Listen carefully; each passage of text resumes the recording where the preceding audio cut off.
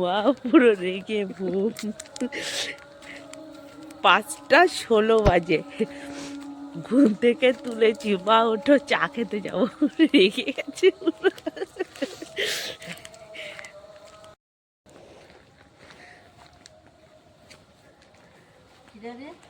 Good morning, good morning.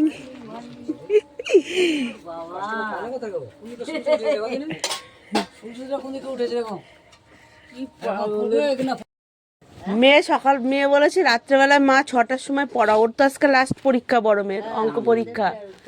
এবার মা ওষুধ খেয়ে ঘুমাচ্ছে, তো মা বলছে আমি উঠতে পারবো না, এই ভেবে এদিক সেদিক করতে করতে আর ঘুম হয়নি। মাকে গিয়ে বিছনার মধ্যে বলছি কি, মা মা বলে কি হয়েছে, আমি চলো চা খেতে যাবো। সেই মুখ। কি খালি তো যাও দেখে যা।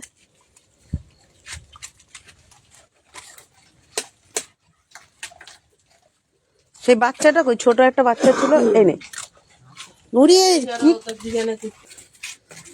ঠান্ডা, দেখো দেখো দেখো ঠোঁট ফেটে গেছে, দেখো দেখো রক্ত হচ্ছে, দেখো ঘাসের। আমি ঠান্ডায় একদম থাকতেই পারি না, আমার একটু ঠান্ডা লাগলে না আমার ফেটে যায়, দেখো ঠোঁট ফেটে গেছে,